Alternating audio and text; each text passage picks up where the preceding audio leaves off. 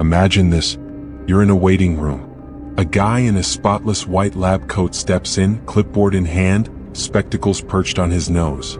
He calls your name. You follow without hesitation. Why? Because he looks like a doctor. He sounds like he understands what he's doing. You relinquish your will without a second thought. But what if I told you he wasn't a doctor at all? He's an actor, a fraud. And you just granted him authority over your body, your decisions, even your life.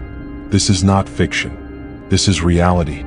Throughout history, people have blindly followed the most dangerous characters just because they look to be in command. Wars were fought, atrocities committed, lives lost, not because the commands made sense, but because they came from someone wearing a badge, a uniform, a title.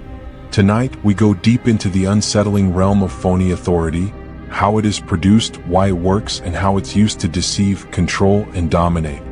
This isn't simply psychological theory. This is occurring in boardrooms, hospitals, schools, and your own home. So buckle up.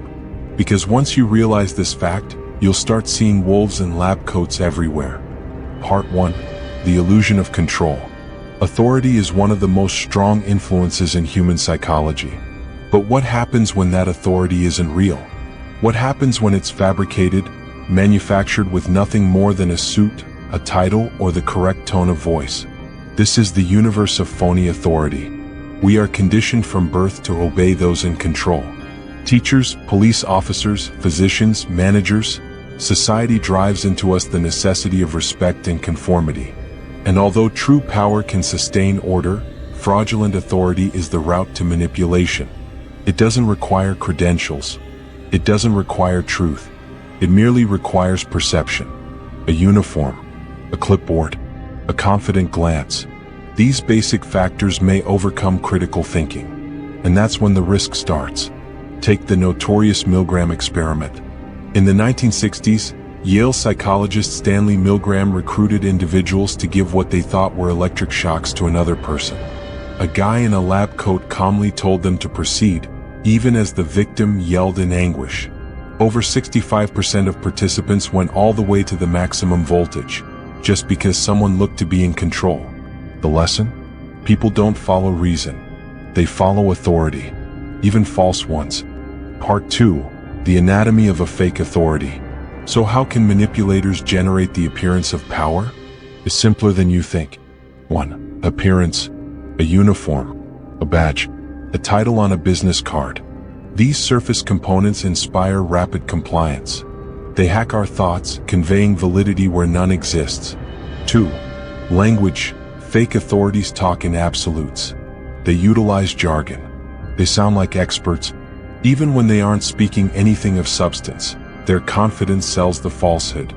Phrases like, "It's protocol," "Trust me, I've done this for years," or "This is standard procedure," are verbal weapons. 3. Environment. A phony authority surrounds themselves with symbols of status. Desks, nameplates, credentials, followers. They establish an aura of control. And inside that milieu, resistance dissolves. 4. Psychological pressure.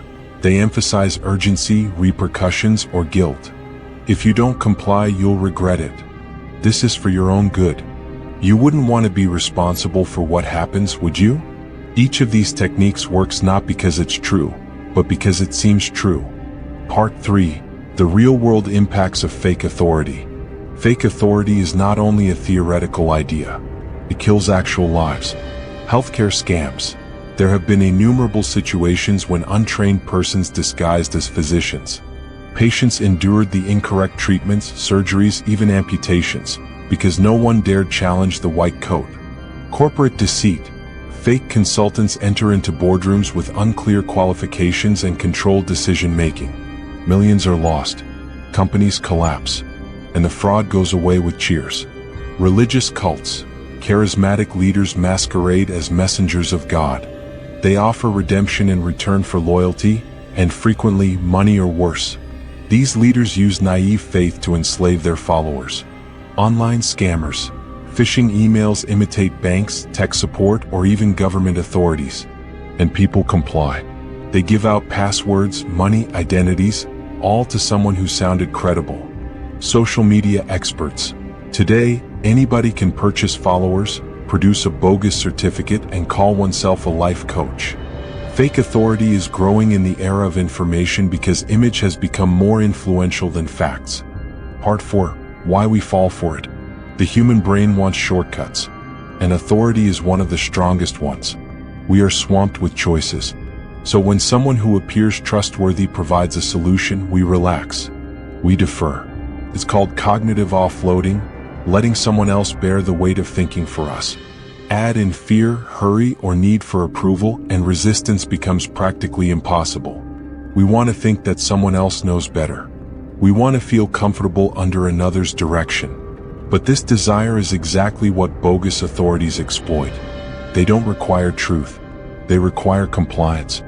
Part 5. The dark psychology behind it. At its essence, phony authority is a psychological weapon. And here's why it works so well. 1. Social proof. If others comply, we presume it's correct. Fake authorities typically surround themselves with accomplices or stage followers to legitimize their appearance. 2. Halo effect. If someone seems successful, we presume they're capable. Good appearance, confidence, even costly clothing may affect our judgment. 3. Worry of repercussion. We worry what could happen if we disobey. Will we lose our job?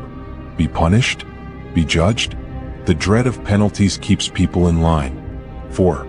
Compliance conditioning. From infancy, compliance is rewarded. Disobedience is penalized. That programming lingers with us, making us easy prey for anybody who behaves like they're in control. 5. Authority bias. We tend to assume individuals in authority are more informed, more trustworthy, more right, even when they aren't. In the hands of a manipulator, these psychological cues may overcome morality, rationality, and even self-preservation. Part 6. Famous cases of fake authority. Frank Abagnale Jr., the real-life inspiration for Catch Me If You Can. He impersonated a Pan Am pilot, a doctor, and a lawyer, all before the age of 21. Why did they trust him? Because he looked the part. He talked with confidence. He generated an atmosphere of authority. Jim Jones, the cult leader who led over 900 people to commit mass suicide at Jonestown. He posed as a preacher, a prophet. His authority wasn't questioned. His demands were followed, even to death.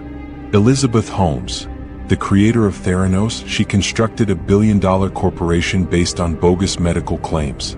She dressed like Steve Jobs. She talked like a visionary. Investors, physicians, and even former government leaders fell under her spell because she seemed like she understood what she was doing. Part 7. How to defend yourself. Recognizing phony authority is the first line of defense. Ask for credentials and verify them. Don't be scared to question titles. Real experts won't be insulted. Fakes will deflect. Trust your intuition. If something feels wrong, it probably is. Don't let appearance overpower gut emotion. Pause before obeying. Fake authority lives on hurry. Buy yourself time to consider. Look for independent verification. Is this individual recommended by trustworthy sources? Or is their power self-proclaimed? Educate yourself on manipulative strategies. The more you know about psychological manipulation, the tougher you are to control. Encourage critical thinking in others.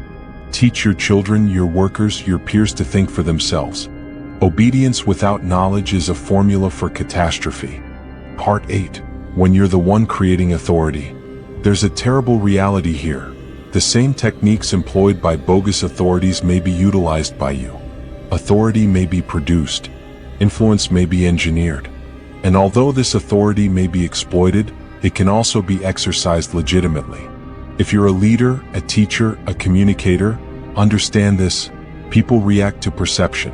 Your look, your words, your confidence, they form your impact.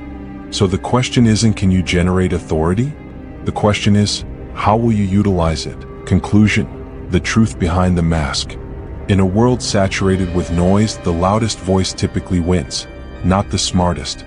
Fake authority is not going away. In fact, it's becoming stronger. Social media, AI, and digital misinformation are making it simpler than ever to masquerade as someone you're not. But knowledge is power.